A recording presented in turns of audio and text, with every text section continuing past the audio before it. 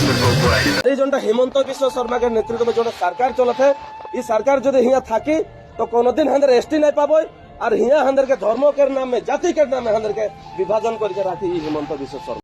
खुलुमबाय बयखौबो बे समाव नोंथांमोननि गेजेराव मोननै टपिक लानानै फैदों। जोबोद इम्पर्टेन्ट टपिक, नोंथांमोना जोबजासिम नायलां। जोबोद इम्पर्टेन्ट आपडेट, गोनांथार माखासे बाथ्राखौ बे मोननै टपिकनि गेजेरजों नोंथांमोननि गेजेराव सावरायगोन। दा नोंथांमोना जोबजासिम नायलां भिडिअखौ। थारैनो लोगोफोर, नोंथांमोना बयबो मिथिखादों दिनै 10 फेब्रुवारि बर' हारिनि थाखाय जोबोद मोनसे गोजोनथाव सान, जाय 2003 मायथाइयाव जोंनि बर' रायजो राजाफोरनि थाखाय मोनसे गोरोबथा जानाय बिटिसि गोरोबथा, आरो बे बिटिसि गोरोबथानि गेजेरजोंनो जोंनि बर'फोरनि राजखान्थिनिफ्राय लानानै गोबांथार माखासे जोंनि बर'नि जि गोहोफोर पलिटिक्सनिफ्राय लानानै आरो जोंनि 6 सिडिउल थांना थानाय ट्राइबेल गासै आइडेन्टिटिनि माखासे जि मोनथायफोर बा गोहोफोर बेखौ 2003 मायथाइयाव मोननो हानाय बा बिटिसि गोरोबथा सानखौ दिनै गाजा गोमजायै बिटिसि गभर्नमेन्टआ फालिनो थांगासिनो दङ। आरो बे बिटिसि गोरोबथा सान फालिनायनि गेजेरजोंनो थांनाय जिथु बागुरुम्बा दोहौ मोसानाय गुवाहाटी सरासजाय स्टेडियामाव जाय मोसाखावरि आरो दामजु दामगिरि जाय बिथांमोननो दिनैनि दिनाव बे बिटिसि गोरोबथा सानाव मान बावनो थांगासिनो बिटिसि गभर्नमेन्टनिफ्राय। दा नैबे समाव जोबोद मोनसे दुखुनांथाव आपडेट आं नोंथांमोननो होनो नागिरदों। जितु जोंनि बर' हारिनि बर'नि जाय देंखोनि रानि सुलेखा बसुमतारी मेम, बिथाङा माखासे दुखु फोरमायदों। जितु बागुरुम्बा दोहौ दिनैनि दिनाव बिटिसि गोरोबथा सानाव जितु मान बावनो लानाय, बे मान बावनो लानायाव माखासे दुखु फोरमायदों। नोंथांमोना जोबजासिम नाय आरो नोंथांमोननो नेक्स्ट आपडेट होगोन। जितु फैबाय थानाय विधानसभा इलेक्सन बे खाथिनिफ्राय खाथि जादों। बे समाव टि ट्राइब जायफोरा दङ, जाय बागानियारिफोर, जाय टि ट्राइबफोर, बिथांमोना ओरैबायदि स्ट्रं जाबोगासिनो आरो ओरैबायदि स्ट्रंलि बिथांमोना दा केम्पिं खालामबाय थादों। टि ट्राइबफोरनि जितु मोनसे गोदान पार्टि दानानै लानाय JVP जय भारत पार्टी, बिथांमोना फैबाय थानाय विधानसभा बिसायख'थियाव स्ट्रंलि एक्सन लानानै बिथांमोना बाहागो लागोन। बेखौ एक्टिभलि खामानि मावनायखौ जों नुगासिनो आरो बिनि सायाव फैबाय थानाय समाव आसाम गभर्नमेन्ट बा BJP गभर्नमेन्टखौ आउट खालामनायनि बिथांमोना जे थांखि बिथांमोना लागासिनो दङ। नोंथांमोना जोबजासिम नायलां। देंखोनि रानि सुलेखा बसुमतारी मेम बिथाङा लिरदों दि खोनानो मोन्दों बागुरुम्बा दोहौनि मोसागिरि, दामगिरि आरो फोरोंगिरिनो गाबोन बिटिसि गभआ मान बावगोन। जोबोद गोजोनथाव बाथ्रा। नाथाय मोनसे बाथ्रा मिथिनो मोन्दों, बे बागुरुम्बा दोहौनि बेकग्राउन्डआव थानानै हेफाजाब होनाय मिउजिक एरेन्जमेन्ट खालामग्रा दामजु दामगिरि आरो रोजाबगिरिफोरनो मुं जेरावबो होनाय जायाखै। अब्ला इयुन जोलैनिफ्राय बेखौ दोनखोमानाय जाया होमबा? बिथांमोनहा बिदिब्ला हारियाव जेबो बिहोमा गैया नामा? रायजोफोर फोरमायलायदो। जुदि आंनि खोनानाया गोरोन्थिब्ला निमाहा बिग्रोबाय। ऑटोमेटिक बीजेपी सरकार यहाँ भांगी और ये जो हेमंत विश्व शर्मा के नेतृत्व में जो सरकार चलत है, ये सरकार जो यहाँ थाकी तो कोनो दिन हंदर एसटी नहीं पाबो और हिया हंदर के धर्म के नाम में जाति के नाम में हंदर के विभाजन करके राखी हेमंत विश्व शर्मा। गोते के हंदर के इमीडिएट 2026 में हेमंत विश्व शर्मा के सरकार के हंदर के भांगाई का है और भांगाबो के खान जखन निके हंदर एकत्रित होबो। तो राज भाई मैं एक रिक्वेस्ट करे खोज थी 5 बछर हंदर आदिवासी गिला हंदर एकेलगे थाकिन, एकेलगे करम पूजा में 4-5 गांव मिल के ढोल मंदर बजाय के हंदर नाच गान करके खाद्य भी खाइल,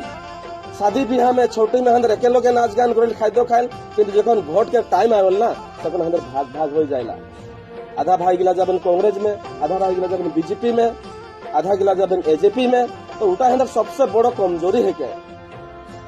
तो प्रदीप नाथ सर बोल के जा है कि अंदर आदिवासी गिला धर्मों के घरे छोड़ के आओ, आदिवासी जाट हिस्सा में निकली के आओ।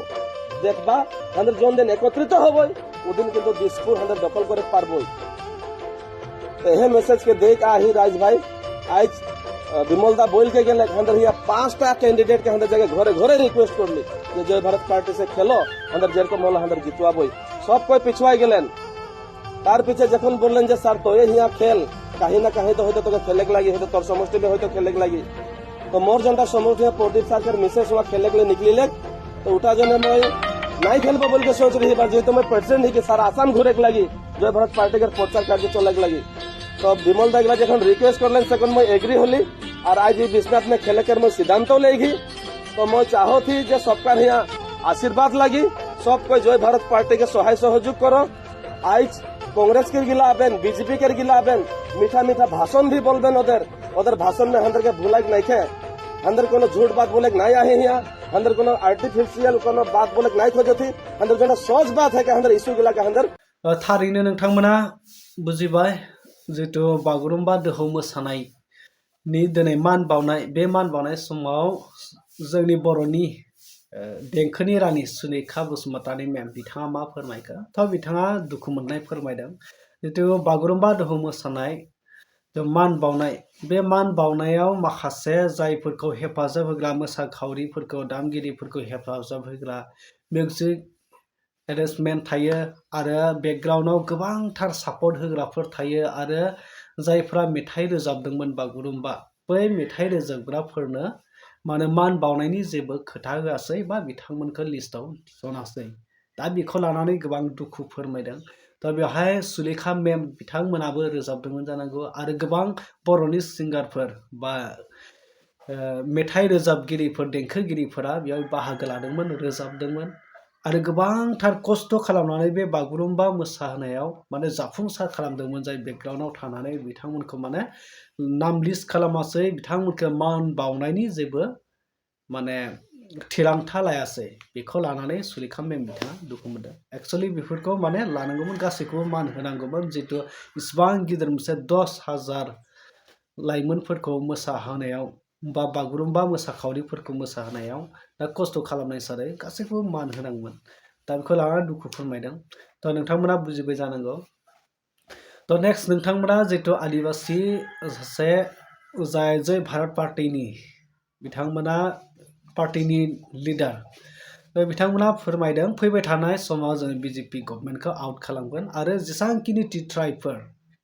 बा सान्थालि आदिबासिफोर दङ गासैबो खौसे जानानै जय भारत पार्टीखौ देरहासार खालामनांगौ बे थांखिखौ लादों थ' बिथांमोना बे थांखिखौ मानो थाखाय लानो गोनां जादों बिथांमोनाथ' बयबो मिथिखायो थ' बिथांमोना दिनैबो एसटि डिमान्ड खालामबाय थादों दावराव खालामबाय थादों बिथांमोना नुदों जानांगौ दा बिथांमोना 2026 इलेक्शननि सिगां आसाम स्टेट गभर्नमेन्टनिफ्राय एसटिनि जितु मोनथाय हा बा हानि लेन्ड पाट्टा बेखौ मोननायनि जितु अधिकार बिथांमोना डिमान्ड खालामबाय थादोंमोन बेखौ बिथांमोना मोनफुंनो हायैनि थाखाय स' बिथांमोना एबार स्ट्रंलि आसाम गभर्नमेन्ट बा बिजेपि गभर्नमेन्टनि सायाव एक्सन लानानै बिथांमोना एक्टिभलि माखासे गावसोरनि पार्टीखौ देरहासार होनो थाखाय जे खामानि मावगासिनो दङ गामि गामि हाबगासिनो दङ बे बाथ्राखौ नोंथांमोना बयबो मिथिखादों दा बेवहाय नोंथांमोना मा बुजिनो मोनखो मा फोरमायनो सानो नोंथांमोना कमेन्ट सेक्सनाव थांनानै कमेन्ट खालामना फोरमायदो